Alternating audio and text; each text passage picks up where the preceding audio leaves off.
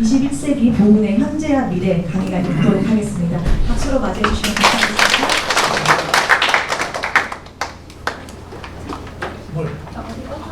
감사하겠습니다. 네, 사실 제가 왔다 갔다 하시느라고 번잡해서 죄송합니다.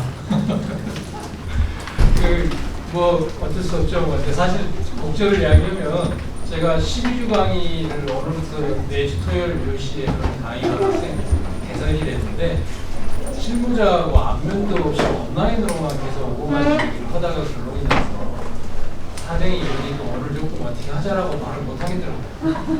그래서 그걸 할 수밖에 없었고 또 한 6달 전에 제가 소속되어 있는 게 한국역사연구회인데 한국역사연구회 지역사연구관 세미나팀이 9월 원래 발표를 인천 지역의 네트워크로 지역사연구관을 원래 발표 동일이 있어요.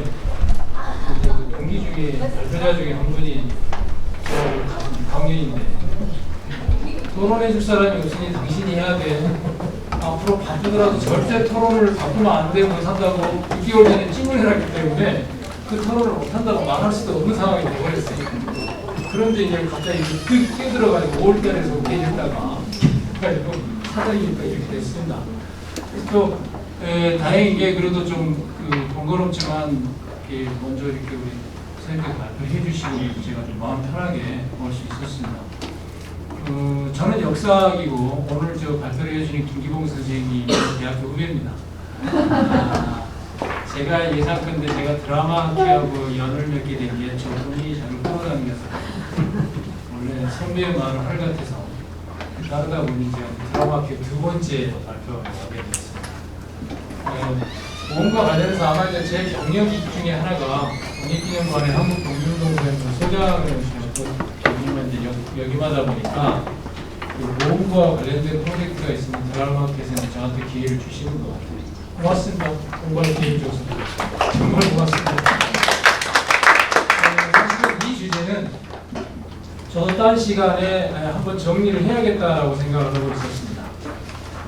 기존에 이제 정리한 논문도 있고 제가 소장일 때 어떤 논란이 있었냐면 소장으로 보면 직전에 일단 설명드리고 김원봉의 서울 논란이 있었습니다. 5월달에 그 암살에 나온 나 미량의 김원봉이라고 하는 사람 수업 논란이 있고 그래서 굉장히 크게 이데올로기 갈등이 있었고 정연봉사 연구자 제 밑에 300급 연구자들 사이에서는 감정 충돌이 일어날 정도로 있었는데 제가 소장을 하고 이제 여기만 지금 부임하니까 보험부에서 이 주제 가지고 심포지엄을 하나 좀 기획해달라고 해서 보험에 관한 역사학에서 최초의 점검이 20년에 있었어요. 21년에 이제 학술 논문이 있었는데 제가 볼 때는 가장 깔끔한 논문들이 그때 발표된 것 같습니다.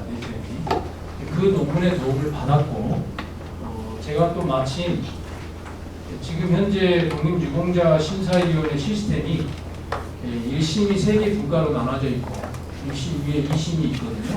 그래서 중심제를 하고 있는데 저는 이제 1심에서 이제 1파트를 담당하고 있는 심사위원이에요. 그래서 실제 심사가 어떤 식으로 생생하게 진행되는가는 제가 이제 잘 알고 있고 그 내용이 여기에 좀 녹아 있고 제가 인쇄를 하지 말아달라고 했던 이유는 그것과 관련된 이야기를 하면 이게 문자가 되는 순간 이해관계자들에게 어떻게 흘러들어가서 이야기가 어떻게 반전될지 몰라서 제가 문자를 안 시켰고 안 했고 복사를 안 했습니다. 양해해 주시기 바랍니다. 그 부분 굉장히 민감한 부분도 있고 뭐 이렇게 후손들 사이에서 오는 그 충돌이라는 게 민원이라는 게 주변에서 이제 옆에서 보험들을 지켜보니까 감당하기 쉽지 않을 정도의 민원이 막 세게 들어오는 경우가 국내외를 불문합니다. 그래서 이제 이 이야기를 하는 과정에서 제가 이제 여러분한테 역사학이니까 팩트의 영역에서 어떻게 바뀌었고 어떻게 그게 무슨 의미가 있고 이런 거를 좀 전달해 드리면 여러분이 각자가 전공하시는 장르별 전공에서 혹시 그런 데서 상상력을 키우는데 문제의식을 좀 꼬투리를 잡는데 도움이 되지 않을까. 얘 수준에서 기초강연을 하겠고 말이 기초강연이지 그냥 한마디 하는 거니까 이해하시고 그렇게 들어주시면 고맙겠습니다. 서론의 김은 원래 변명이 많으면 별로 질이 안 좋은데 그게 없을 것 같습니다. 회장님 제가 지금부터 딱 30분 하면 됩니까? 2시까지 할게요. 지금 32분이니까. 보훈의 현재와 미래에서 이제 아주 언론적으로 이야기해서 대한민국 정부는 보훈을 뭘로 규정하고 있냐, 보훈의 개념이 뭐냐라고 할 때 국가를 위해서 희생하거나 공헌한 분들의 숭고한 정신으로 이룩된 대한민국, 또 그 후손들의 정신을 기억하고 선양하며 국민통합과 국가발전, 이 두 가지가 있습니다. 하나는 기억하는 거가 있고 다른 하나는 국민통합이고 다른 하나는 국가발전이죠. 그래서 보훈의 중요한 목적이 이 기업과 통합의 기능이죠. 그러니까 이거는 상당히 미래지향적인 이야기잖아요. 과거의 팩트를 가지고 미래를 이야기하겠다는 게 보훈의 핵심 개념이다라고 하는. 근데 이거는 뭐 특별하게 말 자체는 문제되지는 않을 것 같습니다. 저걸 해석하는 것에 따라서 이제 조금 과도하게 나아갈 수도 있는 것 같은데, 우리나라에서 국가의 이름으로 그러니까 지정한 게 아니라 그에 대한 보상의 차원에서 뭔가를 했던 건 61년이 처음이고요. 특별하게 많이 변하지 않았습니다. 한국전쟁과 독립운동 관련자들만 조금 하다가 이따 역사 파트는 따로 세 시기로 나눠서 조금 독립유공자의 관련 서훈의 역사를 세 시기로 나눠서 좀 시작 이야기를 좀 던져보겠습니다. 그 보훈의 영역이 크게 확장되는 것은 90년대 들어왔습니다. 지금 이렇게 보시면 보역제, 베트남 전쟁과 관련된 보역제들, 참전유공자법이라는 것 자체는 한국전쟁과 베트남 전쟁을 다 포함한 영역이고요. 제대군인법이라는 군에서 복무하시다가 이렇게 다치신 분들 있잖아요. 그런 분들에 대한 거. 5.18 유공자 있고, 특수임무라는 것은 예를 들면 우리 그 영화 신비도처럼 그런 특수한 임무를 수행하시다가 이제 희생하신 분이죠. 그래서 이런 영역의 법들이 하나하나 이렇게 특별입법에 의해서 끼어들어왔다라고 이렇게 보시면 될 것 같습니다. 90년대 이후에 이런 법들이 들어온다는 것은 국가가 유공자를 제정하는 부분에 있어서의 폭이 다양해지고 넓어져 나간다라는 현상을 반영한 거다라고 보시면 될 것 같아요. 그 전에는 독립 아니면 한국전쟁 두 가지였거든요. 이제 보훈의 대상은 크게 두 가지 유형으로 나뉩니다. 이 정도의 기초는 좀 알고 고민을 하시면 되겠다 해야 될 것 같다 싶어서 정보 차원에서 전달을 해드리면서 말씀드립니다. 유공자에는 독립유공자와 국가유공자의 두 유형이 있습니다. 현재 우리나라 보훈법상에. 독립유공자는 좌측의 문장과 같이 그 시기에 활동한 사람, 그러니까 희생당하신 분을 이야기하는 거고, 국가유공자는 저런 유형이 굉장히 다양한 유형이 있습니다. 이렇게 다양한 유형이 있는데 여기서 이제 의문이 드는 거예요. 제가 이제 밑에 물음표를 해놨던 거죠. 1895년 명성황후 시해를 전후로 한 그러니까 을미의령부터 해서 단발령의 을미의령으로부터 시작해서 쭉 나오면서 8월 15일 전날까지입니다. 8월 15일 날은 해당이 안 됩니다. 네. 엄격합니다. 네, 그런데 엄격하다고 이야기했잖아요. 네, 우리나라에서 독립유공자로 선정됐는데 두 번 서훈이 되신 분이 세 분 있어요. 명은영, 홍범도, 유관순. 세 사람인데, 그래서 이제 사람이 야 중복에서 서훈을 받을 수 있는 거 아니야? 이렇게 했는데 그건 완전히 오해를 했어요. 대표적인 사람이 전전 국가보훈부 장관이 박민식이죠. 아니에요. 중복으로 서훈은 절대 안 된다. 그건 법규 규정이 뭘로 되어 있냐면 새로운 사유가 나올 때 이전의 서훈분보다 더 높은 대접을 할 필요가 있다고 할 때, 새로운 사실이 그럴 때 서훈을 제외하는 거거든요. 그 세 사람은 그런 케이스인데, 그런 케이스, 그러니까 다시 말하면 인물이 중복된 게 아니라 사유가 중복되지 않은 거예요. 그 부분이 명확해야 된다. 오해를 많이 해서 왜 있냐면 이따 이야기를 하겠습니다만, 야, 내 조상도 북급인데 왜 내 조상은 그 사람보다 한 급 낮아? 막 이렇게 해서 지금 난리거든요. 네, 지금 보훈이 큰 논쟁거리 중에 하나가 그겁니다. 근데 여운형은 제가 왜 넣냐? 여운형이 처음에는 이제 이따가 말씀드린 두 번째 등급이에요. 대통령장이라는 등급을 받았는데, 대통령이라는 등급을 2005년에 딱 받자마자 2005년에 딱 받았다라는 언론 보도가 나오자마자 후손이 이거는 여운형 선생의 독립운동에 대한 모욕이다. 모욕이라는 단어를 썼어요. 어떻게 대한민국장을 안 주고 대통령장을 주냐? 최고의 등급을 줘야지. 굉장히 놀라는 일이 많았거든요. 그때 당시 심사위원이었던 신영화 선생님이 내가 서운하면서 가장 힘들었던 심사다라고 공개 투표를 못했어요. 우리 공개 투표하거든요. 그 심사할 때 찬성 반대에서 공개적으로 말을 해요. 근데 그 정도로 막 갈등이 심했는데 여원영 선생한테 2005년에 그렇게 죽어도 3년 뒤에 다시 준 이유가 뭐냐? 라는 거죠. 45년 이후에 건국 이후에 건국에 대해서 특별한 노력을 하셨고 건국주의 변화를 말씀도 하셨습니다.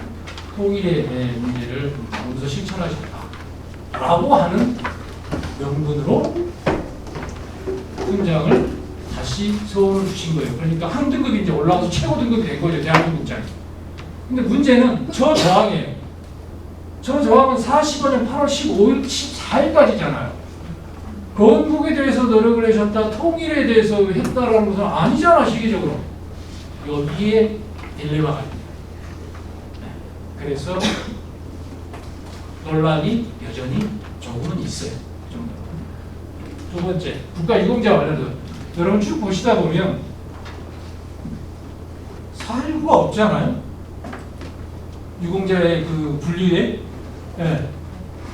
국가보훈부가 보훈하는 대상의 4.19는 다치신 분에 대한 그 병의원 진료에 국가유공자 4.19는 유공자에 대해서는 행정안전부의 사항입니다.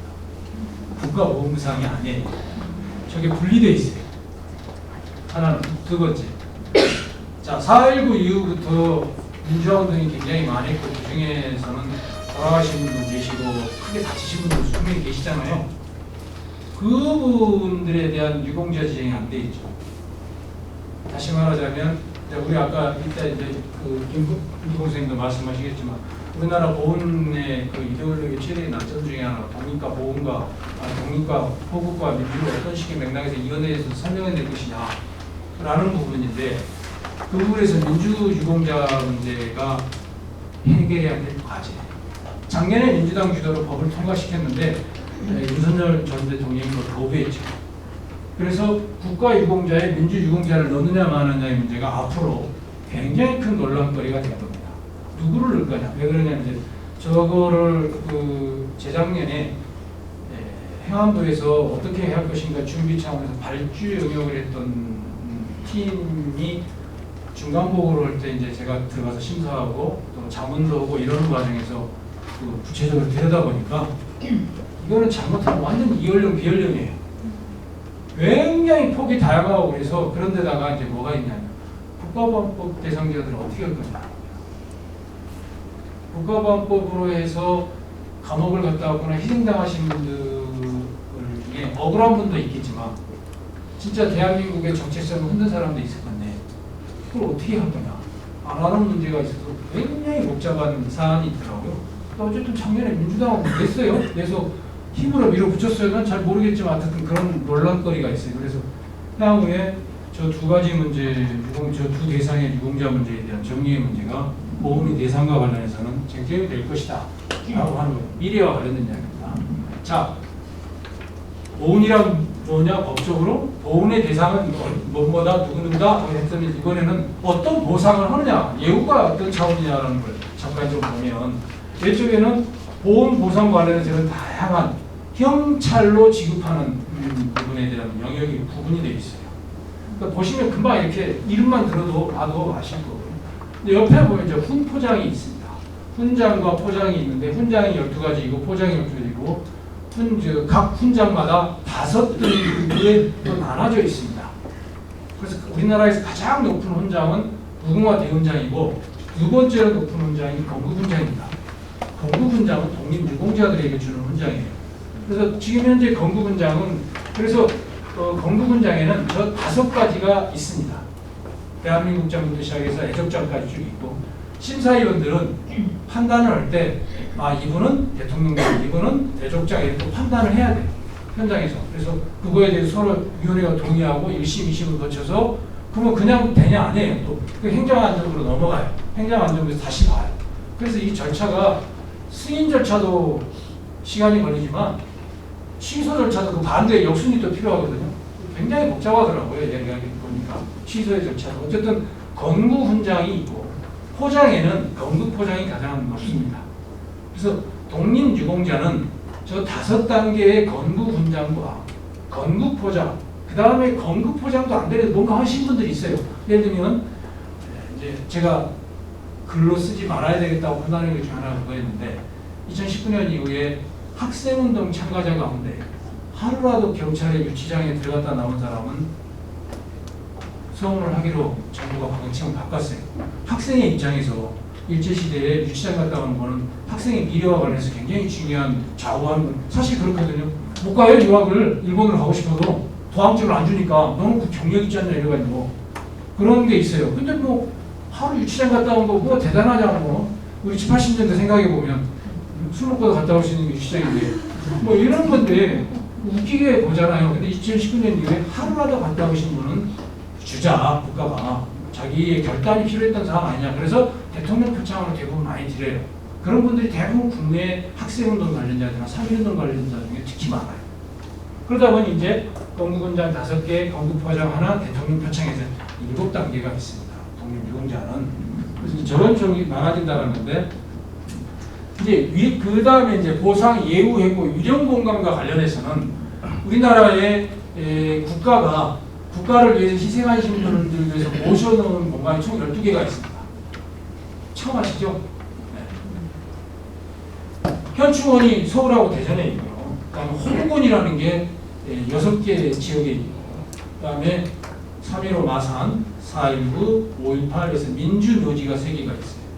그다음에 이제 선열공원이라는 게 하나가 있고요. 그래서 총 12개인데 저 12개의 그 모시고자 하는 분들의 대상이 조금씩은 다르긴 한데 어쨌든 국가가 관리하는데 이런 공간에서 최고의 요점 중에 하나는 서울에 있는 이 상도동에 있는 국립현충원은 국가보훈부 관리기구가 아니에요.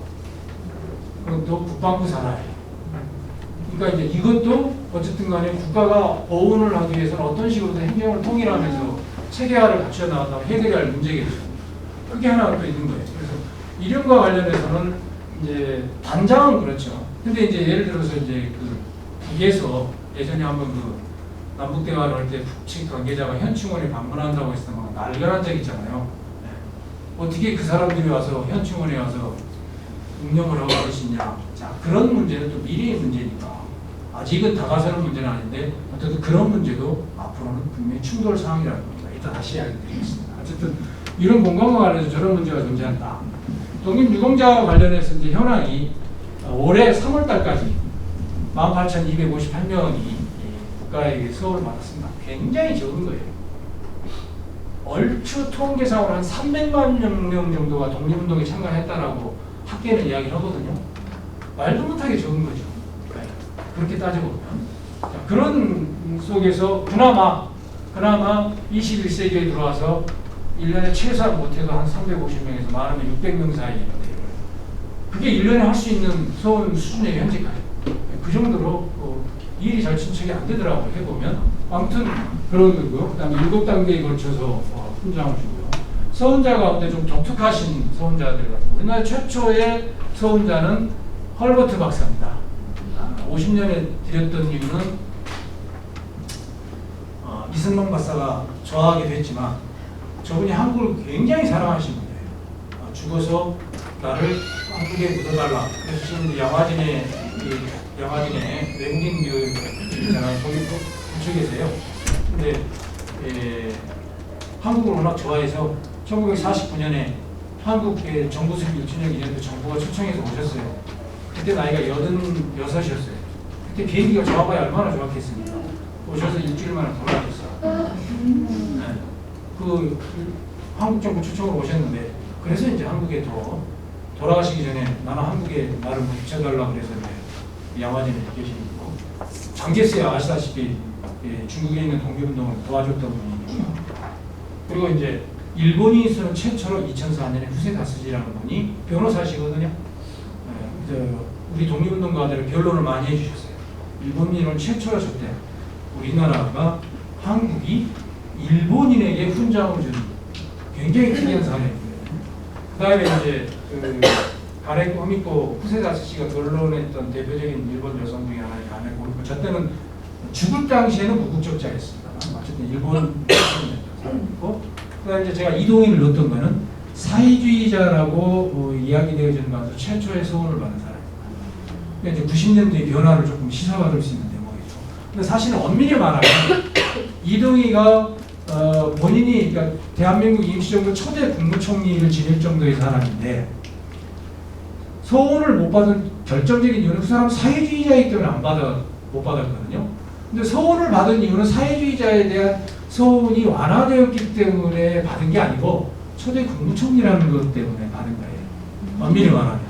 그걸 어떻게 할 수 있느냐? 저때 받을 때 독립운동의 보험주에 사회주의운동을 넣어야 된다는 논의는 털끝만큼도 일어나지 않았어요. 그렇기 때문에 이제 아무튼 그런데 이동이라는 사회주의자가 서원을 받았다는 사실이에요. 역사로 넘어가겠습니다. 이제 그 역사는 크게 1980년 전하고 80년에서 90년까지 하고 90년대 이후로 나눠서 여러분한테 설명을 드려보겠습니다. 첫 서원은 1949년에 있었습니다. 이승만 정부 첫 서원 누구냐? 이승만 이시영 대통령과 부통령을 한 거예요. 그러니까 셀프 서원을 한 거예요. 네. 그런데 이승만 정부 때는 100명 이내에 1960년 4.19 전까지 서원한 사람 총 100명 이내에 박정희 정부는 4번 서원 심사를 했어요. 4번. 그래서 한 번 할 때마다 대규모로 그러다 보니 토탈 79년까지 2,700명 딱 4번만 했어요. 4번. 그래서 이제 이 서원이 굉장히 비정기적이고 대단히 정치적인 성격을 갖고 있는 부분을 쓸 수밖에 없었다. 예를 들면 이제 박정희 대통령 같은 경우가 박정희 정부가 서원을 할 때 예를 들면 이런 거죠. 한일회담이 64년, 63년에 공식화되어지고 64년에 한일회담 반대운동이 전국적으로 일어나고 65년에 한일 기본조약이 체결되고 이런 과정에서 이제 반민족적이라는 이미지를 퇴색시키는 방법의 하나로 서원을 한 거죠.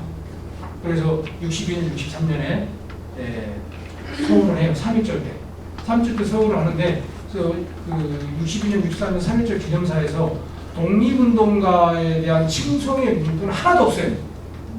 예를 들면 그런 거라든지 70년대에 박정희 정부가 유신체제 하에서 북한의 체제하고 체제 경쟁의 과정에서 북한이 주체사상을 내세우니까 박정희 정부는 주체적 민족사관이라는 걸 내세웁니다.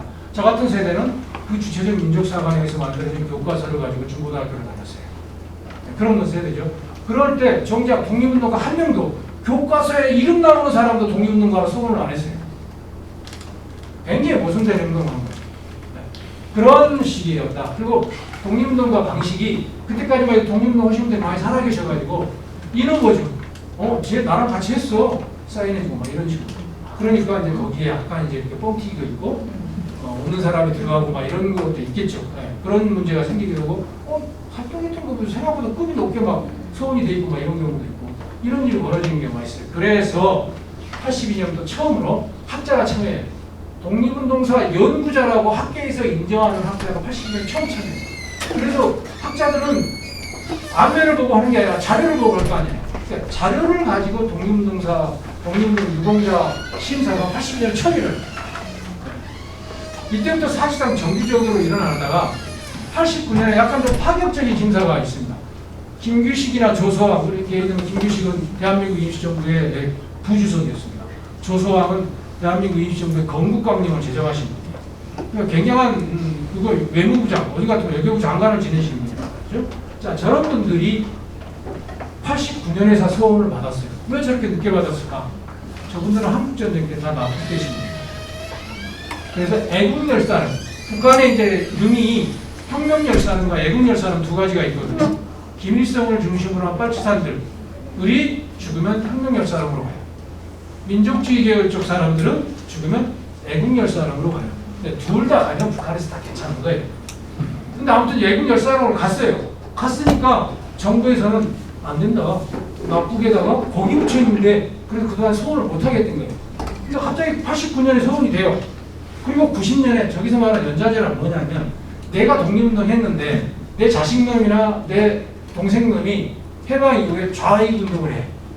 그랬다가 검거되거나 막 이게 개를 빨치산 투쟁 막 이래. 그럼 뭐예요? 그 연좌제로 너는 안 돼. 이렇게 된 거죠. 당사자가 아닌데 당사자가 아니고 주변에 가족이나 자식이 했는데도 걸리는 거예요. 그걸 폐지하는 거예요.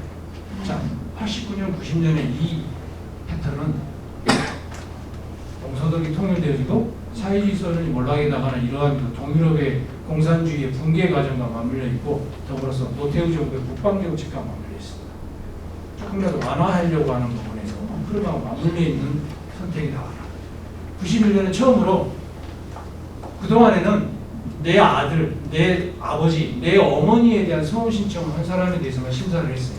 그러니까 아니고 이제부터는 정부가 알아서 자료를 보고 발굴을 하기 시작하는 거예요. 이때부터 처음으로 발굴이 시작되고 지금은 발굴 패턴이 완전히 일반화됐습니다. 전문적인 팀이 있는 경우는 독립기념관하고 보험부 자체의 팀이 있고 그 다음에 이제 이거를 지역의 명예사업으로 생각하시는 각 지자체 단체장들이 우리 지역에 이런 거에 독립운동가들이 있었다라는 걸 거기서 지자체장들이 다 독립운동가 발굴을 합니다. 그리고 자기가 나중에 선거 분야에서 내가 했던 업적 중에 하나가 이거라고 선전하고 다녀요. 지금은 지자체가 모두 다가 막 덤벼들고 있습니다. 그러다 보니 심사량은 많아요. 많은 대신에 탄량률도 높아요. 뭐 이런 일이 벌어진다. 실제 현재는. 그다음에 시간이 많이 제가 약속된 30분이 너무 촉박합니다. 자, 진짜 중요한 건 여기 다 있는데 95년에 이동희가 소원되었습니다. 그런데 뭐냐면 이제 처음으로 소원한 사람을 소원을 취소하는 일이 벌어지기 시작해요. 96년에 처음으로 벌어집니다. 그 다음에 2011년에 벌어지고 2019년에는 아예 가짜, 그러니까 친일 혐의가 아니라 이 사람 독립운동도 안 했는데 가짜인 것 같아라고 하는 사람들 이야기가 나오니까 아예 처음부터 전수조사를 시작을 해요. 전수조사. 그래서 지금도 검증팀이 운영되고 있습니다. 검증팀이 운영되고 있어서 전체적으로 자료를 다시 보고 있고, 근데 그렇다 하더라도 굉장히 힘들어요. 거꾸로 가는 과정이. 어쨌든 그런 취소 과정이 들어왔다. 다른 한반도에서는 2005년에 조선공산당 관계자들이 소원을 받게 돼요. 자, 이렇게 받게 된 이유는 일단 정부가 노무현 정부였어요. 두 번째, 학계의 연구 성과가 풍부했고 학계가 요구를 했어요. 해야 된다. 그럴 때 그러면 사회주의 쪽에 독립운동했던 사람 다 인정해야 되냐? 해방 이후에 북한으로 간 사람 어떻게 하냐? 막 이런 논란이 그래서 북한 정권의 수립에 관계하지 않은 사회주의 운동 참가자들은 소원을 인정하자. 그래서 가장 그것 중에 가장 좋은 게 뭐예요? 45년이 죽은 사람이잖아요. 이런 얘기도 그렇죠. 그래서 저기 있는 김재범 등 조선공산당 관계자들 소원 받으신 분들 공통점은 다 고문에 심하게 당해서 45년 이전에 돌아가신 분들이에요. 어쨌든 조선공산당 관계자들이 소원을 받기 시작을 한다. 그래서 이제 그 사회주의적 가운데 마지막 데드라인이 뭐냐면 1948년 8월에 해주인민대표자대회라는 게 열립니다. 해주인민대표자대회는 북한의 그 인민정권 수립 과정으로 가는 과정이거든요.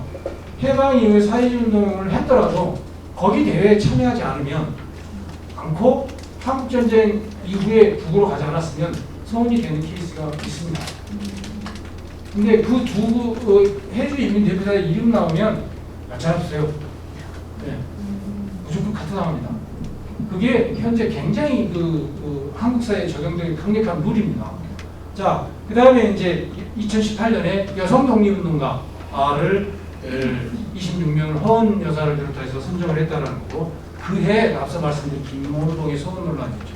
김원봉은 독립운동가인 것은 맞아요. 독립유공자는 아니라는 거죠. 그러면 독립운동가의 독립하고 독립유공자의 독립은 뭐냐 이거야. 가느냐 다르냐는 문제가 제기될 거 아니에요. 이 문제에 대한 문제까지 고민을 해봐야 돼요. 그래서 하나는 독립유공자의 독립과 독립운동가의 독립은 다른다라는 거예요. 다르게 적용되어진다. 둘 다 공통점은 45년 이전 독립운동 했다라는 거예요. 독립유공자와 독립운동가의 차이는 해방 이후에 대한민국 건국에 관여했느냐 반대했느냐. 자, 여기에서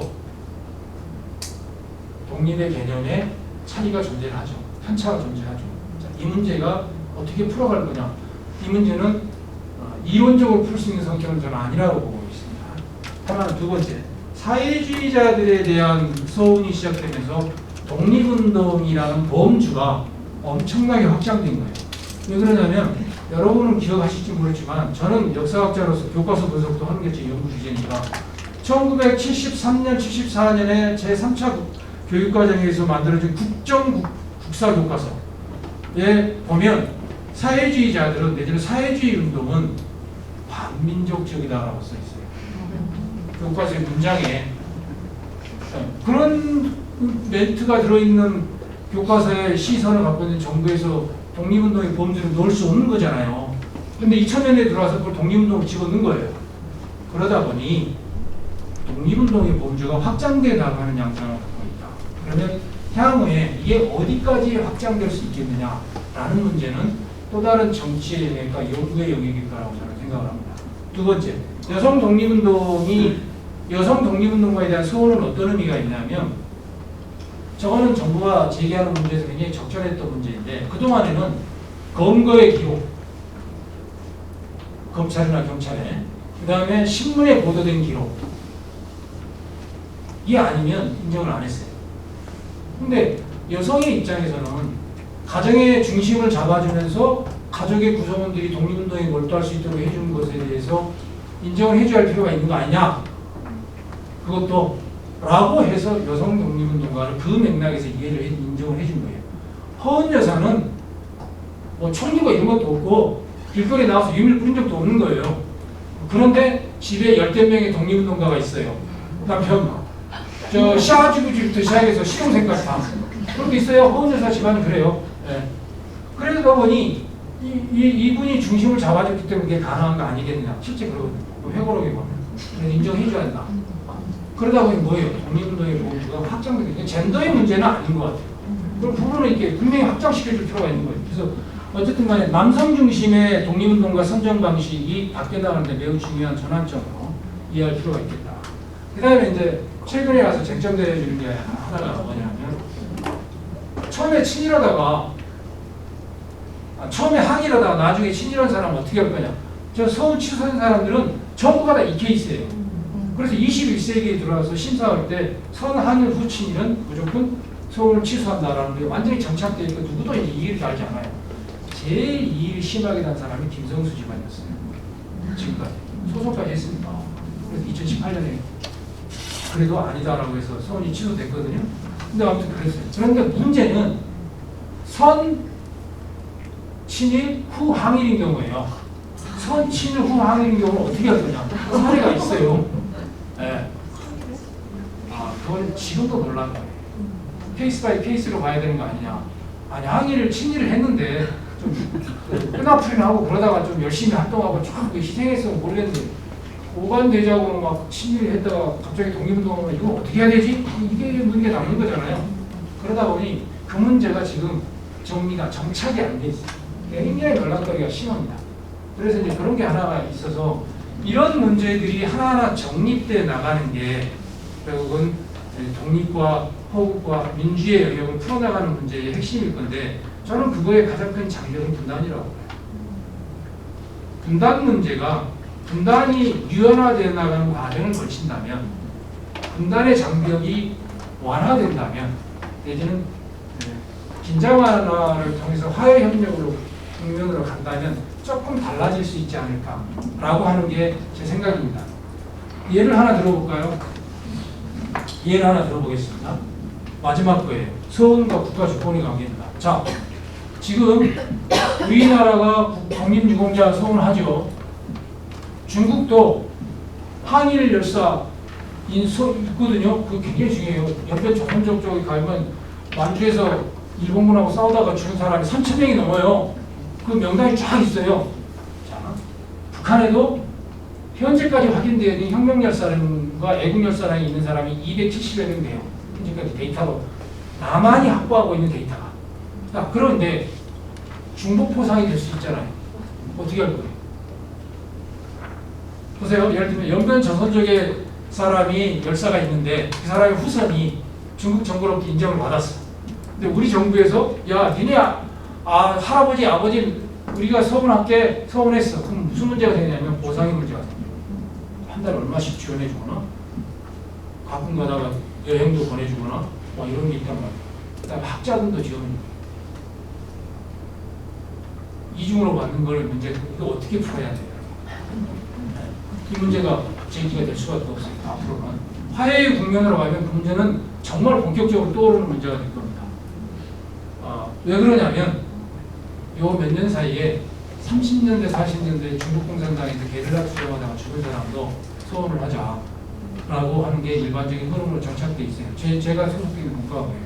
단 20년대 민족주의 운동을 했다는 전제하에서 그런 사람은 소원을 주자 이렇게 돼 있어요. 근데 중국 되어버리면 어떻게 되냐? 지금 거기까지는 쟁점이 가 있지 않아요. 왜? 명단을 파악 못하겠으니까. 그 다음에 아까 말한 민주유공자법과 관련해서 민주화운동의 범주를 어떻게 할 거냐? 아까 이제 제가 독립은 두 가지의 독립의 성격이 있다고 그랬잖아요. 그런 사례처럼 민주화운동의 범주와 관련해서 여러 층의 다양성이 있을 거란 말이죠. 어떤 게 운동이었느냐? 예를 들면 일제시대에 신간의 독립운동, 신간에 참여한 사람들은 인정을 안 해요. 독립운동가라고. 신간에 참여했대 독립투쟁을 했다라는 행적이 나오면 인정을 해줘요. 지금 이제 그럼 민주화운동을 어떻게 할까 해요? 모두 다가 민주라는 말만 하면 다 인정해줘야 될 거냐라는 문제가 되니까 저 미래의 포상이 엄청나게 큰 화두가 될 수밖에 없는 거겠죠. 그다음에 이제 기념공간, 마지막에 기념공간 하고 끝내겠습니다. 독립과 관련해서 호국과 관련해서 독립과 호국과 관련해서 전 국가보훈부 장관 박민식 씨가 용산 호국보훈공원을 용산 미군 기지가 반환되면 그 공간을 전부 호국공원으로 만들어버리자라고 한 거를 추진을 했었어요. 대통령의 승인하에서. 근데 못한 이유가 뭐냐? 그러나 용산은 대한민국에서 반환되어지는 미군 기지가 있는데 유일하게 특별법으로 정리되어 있는 공간이 용산이에요. 특별법을 개정하지 않으면 그걸 못해요. 그걸 몰랐던 거죠, 이 사람들이. 특별법을 개정하려면 다수당인 민주당을 설득해야 돼요. 안 된 거죠.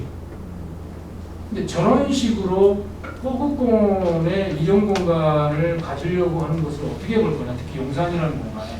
용산은 식민의 공간이죠. 침략의 공간이죠. 일본군이 1905년부터 주둔해 있었습니다. 그 다음에 1945년 9월부터 미군이 주둔해 있었잖아요. 냉전의 공간이죠. 식민과 냉전의 공간이고 일본군 사령부, 주한미군 사령부, 유엔군 사령부가 있었죠. 양쪽에 군대의 두 나라 군대 헤드쿼터가 있었다. 뭐예요? 식민과 냉전의 공간인데 그것도 중심 공간이에요. 근데 그게 서울의 수도에 있어요. 수도에. 그러면 대한민국 입장에서 엄청난 상징성 있는 공간이잖아요. 그 공간을 호국보훈공원으로 만드는 게 적절하냐? 라고 하는 문제는 전혀 검토가 제대로 이루어지지 않는 상태에서 막 밀어붙였단 말이에요. 그래서 아마 저 문제는 앞으로도 나올 거예요. 두 가지가 나올 겁니다. 저 논리 하나하고 야 요즘 집값도 막 오르는데 아파트 진짜 그 논리는 나와요. 문재인 정부 때도 나왔고 윤석열 정부에서도 나왔습니다. 아파트 10만 원 엄청 넓어요, 여러분. 네. 거기서 카드 결제하면 달러로 되는데요. 한 번도 안 해보셨죠? 전 해봤어요, 일부러 테스트로. 햄버거 사 먹어봤어요. 카드 결제하면 그날 달러로 딱 깔아주고 그날 환율로의 한국돈으로 딱 치환했던 결제가 영수증이 나와요. 그다음에 우편을 보내면 캘리포니아가 네, 한국 땅이 아닌 거예요. 이제는 열쇠를 못 받아서 미군이 다 빠져나갔지만 미군이 있을 때까지 거기는 캘리포니아의 일부였고 미국 땅이 있어요. 네. 자, 그런 공간이 돌아왔을 때 저걸 어떻게 할 거냐는 문제죠. 그게 나중에 이제 호국 보훈과 관련해서 한국이 직면한 공간의 측면에서 가장 큰 문제가 될 수 있다라고 생각합니다. 이상 마치겠습니다. 감사합니다.